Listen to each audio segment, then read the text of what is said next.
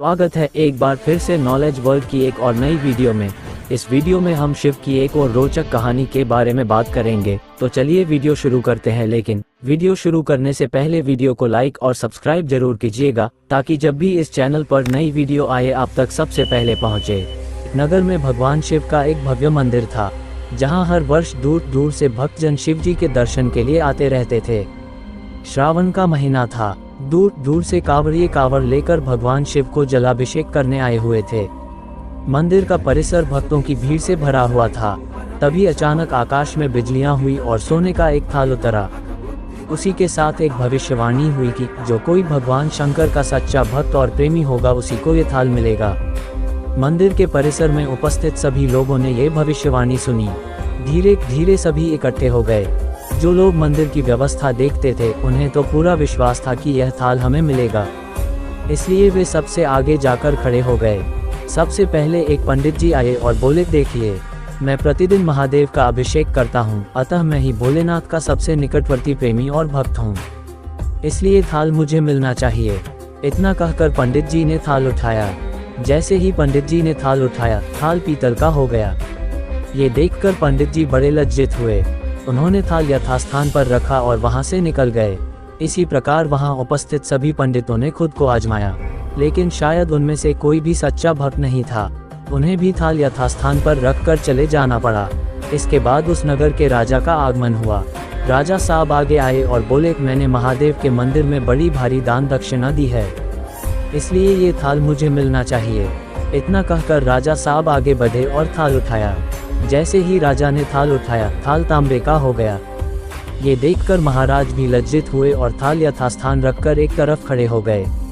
महात्मा और भक्त पधारे। इसके बाद इसी तरह एक से बढ़कर एक दानी महात्मा और भक्त पधारे और थाल उठाया, लेकिन किसी के हाथ में कुछ और किसी के हाथ में कुछ हो गया, लेकिन सोने का नहीं रहा। तब लोगों को पता चला कि हम में से कोई भी महादेव का सच्चा भक्त नहीं है। उसी समय एक किसान का आगमन हुआ। वो बेचारा महीनों बाद आज चातुर्मास के सोमवार के शुभ अवसर पर शिव जी के दर्शन करने आया था। गरीबी और गृहस्थी के बोझ तले दबा दिन रात खेतों में मेहनत मजदूरी करके अपना और अपने परिवार का गुजारा करता था।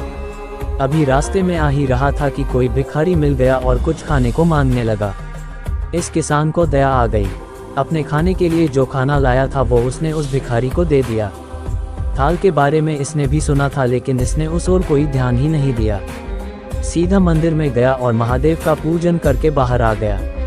परिक्रमा करके जाने को हुआ, तभी पीछे से एक व्यक्ति बोला, भाई तुम भी थाल को उठाकर देख लो, हो सकता है तुम ही वह सच्चे भक्त हो जिसके लिए ये थाल आया है। किसान को लगा वह व्यक्ति उसका मजाक बना रहा है। किसान ने हंसते हुए कहा, भाई मैं तो कभी कोई पूजा पाठ भी नहीं करता, महीनों ने एक आध बार मंदिर आ पाता हूँ, मैं कायका का सच्चा भक्त। वह अजन भी बोला, भाई हम तो देख चुके हैं, हमारी भक्ति तो 2 कौड़ी की भी नहीं है। अब तुम भी अपना हाथ लगाकर देख लो, सोने का थाल मिले न मिले, किंतु पता चल जाएगा कि तुम्हारी भक्ति में कितनी सच्चाई है। लोगों के बहुत आग्रह करने पर आखिर उस भोलभाले किसान ने जाकर थाल उठा ही लिया। जैसे ही उसने थाल उठाया, लोगों के आश्चर्य का ठिकाना नहीं रहा। सोने का थाल रोशनी से चमचमाने लगा। ये देख सब लोगों में खुशियों की लहर दौड़ गई। सभी लोग उसके जयकारे लगाने लगे और पूछने लगे कि भाई तुम ही सच्चे भक्त हो, अब हमें भी बता दो कि कैसी भक्ति करते हो जिससे महादेव तुमसे इतने प्रसन्न है। तो किसान बोला, भाई मैं कोई भक्ति नहीं करता, मैं केवल दिन भर खेतों में काम करता हूँ और थोड़ा समय निकालकर जरूरतमंद लोगों की मदद करता हूँ। इसके अलावा मैं कोई विशेष कार्य नहीं करता। लोग पूछने लगे, तुम लोगों की मदद क्यों करते हो? हंसते हुए किसान बोला, सुकून। दूसरों के चेहरे पर मुस्कान देखकर मुझे जो आनंद और खुशी होती है उसे मैं शब्दों में बयान नहीं कर सकता। शायद यही कारण है कि महादेव मुझसे खुश है। इसलिए हमेशा याद रखे, सत्कर्म का आरंभ भी आनंद से होता है और अंत भी आनंददायक होता है। दुष्कर्म का आरंभ भी डैक से होता है और अंत भी दुखदायक होता है। आप सैकड़ों मील की यात्रा करके भी दूसरों का दिल दुखाते हैं तो आपकी वह तपस्या, साधना और महादेव का दर्शन धूल के बराबर है।